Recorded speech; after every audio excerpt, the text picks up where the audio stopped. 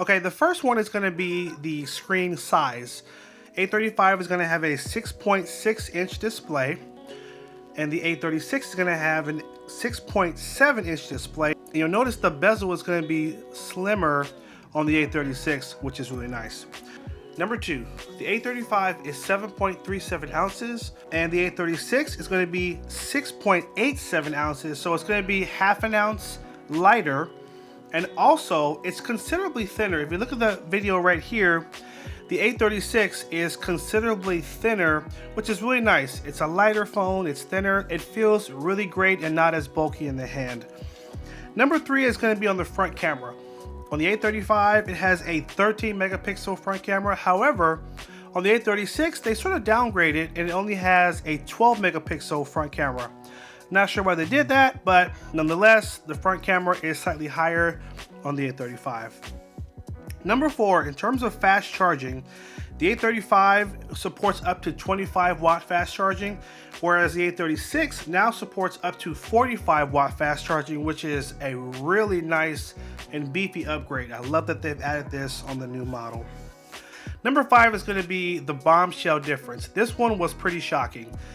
So, the A36 does not support a micro SD card. The A35 supported a micro SD card up to 1 terabyte. However, on the A36, no memory card is supported. And this is kind of a bummer considering that in terms of the stock storage, they both have 128 gigs of internals. If they were going to remove the micro SD on the new A36, it would have been nice to bump that storage up to at least a 256. Now online, it says there is a 256 model available. However, on Samsung.com, you can only purchase the 128 gig model. So, and at most carriers in the US, you're probably only going to see the 128 gig model. Category number 6 is going to be the max video output. So if you go to the camera and you go to video, what you'll notice is that the A35 can output up to UHD 4K 30 frames per second, but the A36 can actually output up to 60 frames UHD 4K. So that's pretty nice. You're definitely going to get a nice and smoother video quality if you record at that higher setting. Obviously, keep in mind 4K does drain a lot of your storage, so you need to be very careful when you record at that higher setting. Nonetheless, it's nice that you can output at such a high frame rate. Number 7 is going to be the UI. So the A35 is running One UI 6.1, which is Samsung's operating system. Now, the A36 is running the new Samsung One UI 7, which is very popular, getting a lot of buzz. Only the Samsung S25 models and the A35 right now are running One UI 7. Now, Samsung is supposed to update a lot of their other models sometime this year with the new UI, but it keeps getting pushed back. If you're someone who has been following the news on One UI 7, buying the A36 will get you that right out of the box, which is awesome. Now, our last difference is going to be in the assistant.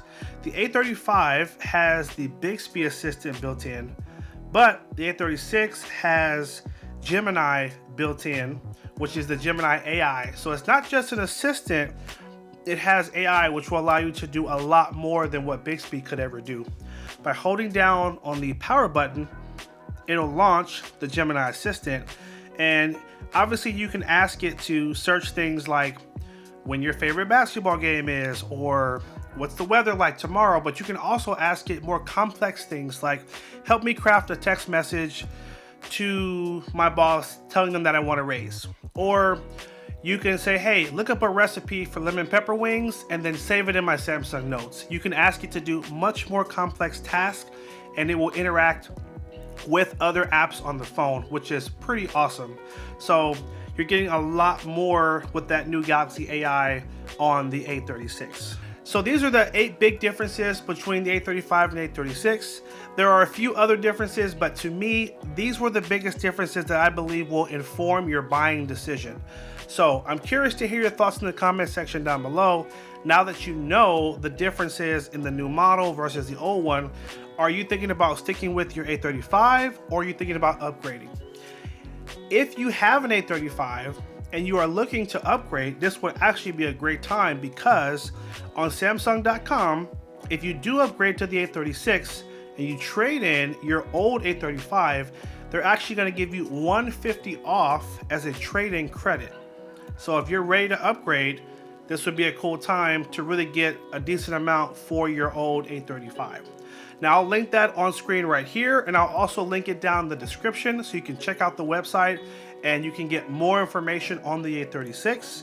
And again, these trade-in credits change frequently, but as of today, Samsung is offering $150 for your old A35. So I'm curious to hear your thoughts in the comment section down below.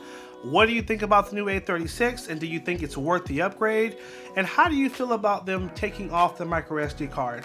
I gotta be honest, I was pretty shocked that they made that change, and I'm curious to hear if that will cause people to not upgrade, or if people won't care and they'll upgrade anyway. Let me know your thoughts in the comment section down below. If you got value out of the video, make sure you bump that like button down below. If you're not already a subscriber, hit that subscribe button and stay tuned for more videos. Take care, and as always, have a good one.